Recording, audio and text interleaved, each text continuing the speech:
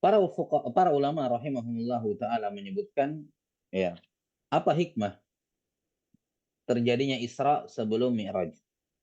Apa hikmah terjadinya Isra sebelum Mi'raj? Mengapa tidak langsung diangkat Nabi SAW atau diperjalankan beliau ke langit langsung dari Mekah, langsung dari Ka'bah? Ya, para ulama rahimahumullahu taala menyebutkan setidaknya ada tiga hikmah di sini. Ada tiga hikmah di sini. Hikmah yang pertama adalah menjadi bekal bukti Nabi Shallallahu Alaihi Wasallam bahwa beliau telah melakukan perjalanan ke langit. Karena di sini ada apa namanya dua perjalanan, ya, perjalanan darat sama perjalanan ke atas. Artinya kalau salah satu perjalanan ini benar, maka perjalanan yang kedua juga benar terjadi. Yani seandainya Nabi SAW langsung naik ke langit, beliau tidak akan punya bukti nyata, ya, bahwa beliau melakukan perjalanan tersebut. Karena itulah ketika orang-orang musyrikin datang, diuji Nabi SAW bagaimana Baitul Maqdis itu, ya, bagaimana Baitul Maqdis. Beliau gambarkan, kemudian beliau bahkan melihat beberapa orang dalam perjalanan, beliau kabarkan, ceritakan tentang orang-orang yang dalam perjalanan tersebut yang beliau lihat ketika sementara perjalanan, jelas ya. Dan apa, setelah rombongan tersebut pulang ke Mekah ditanya, dan betul terjadi seperti itu. Ya. Maka ini perjalanan darat yang ditempuh dengan sangat cepat. Disebutkan dalam riwayat Muslim bahwa Burak ini ia bau apa rijlahu haitsuntaha basaruhu. Ya. Au bihadzal makna. Bahwa Burak ini meletakkan kakinya di mana pandangannya berakhir. Jadi satu langkah itu, satu kali melangkah itu jaraknya sangat jauh, di mana pandangannya berakhir. Nah, kita nggak tahu pandangan Burak ini sejauh apa kekuatan pandangannya. Jadi satu kali melangkah itu sejauh pandangannya. Ini menunjukkan sangat cepatnya. Jelas ya? Baik, maka ini bukti. Ketika Nabi SAW bisa menjawab semua ujian dari orang-orang musyrikin, menunjukkan beliau betul-betul mengadakan perjalanan ke Baitul Maqdis.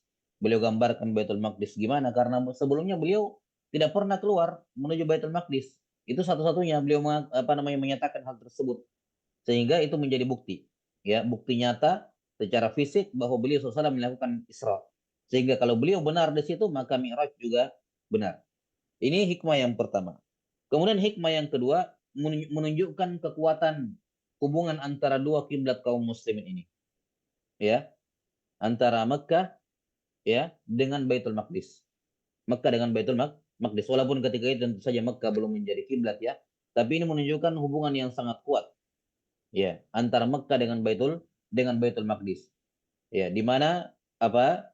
Ini dua kota suci kaum muslimin sebelum Nabi SAW tentu saja hijrah ke Madinah. Ya. Kemudian hikmah yang ketiga adalah untuk menampakkan keutamaan Nabi Shallallahu Alaihi Wasallam. Untuk menampakkan keutamaan Nabi Shallallahu Alaihi Wasallam. Di mana keutamaan beliau, ya, atau sebelumnya adalah untuk memberikan kepada Nabi SAW keutamaan semua nabi-nabi sebelumnya, sehingga beliau tidak ketinggalan suatu keutamaan yang diberikan kepada Nabi sebelumnya tapi beliau tidak dapati, yaitu salat di Baitul Maqdis. Dikarenakan Baitul Maqdis merupakan kiblat, ya, dari semua nabi, dari para nabi sebelum Nabi Shallallahu Alaihi Wasallam, maka beliau pun diperintahkan ke sana untuk salat, sehingga beliau tidak luput dari keutamaan salat di Baitul Maqdis. Kemudian yang keempat adalah menunjukkan kepada para anbiya wal mursalin keunggulan beliau sallallahu alaihi wasallam di atas seluruh nabi, di mana di situ beliau menjadi imam, mengimami para anbiya. Jelas ya? Disebutkan dalam riwayat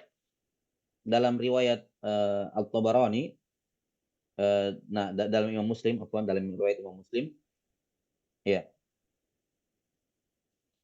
Disebutkan di situ, "Tsumma dakhaltul masjida fa'araftu an-nabiyyina man baina qa'imin wa raqi'in wa sajidin. Tsumma uqimatis shalah fa amamtuhum."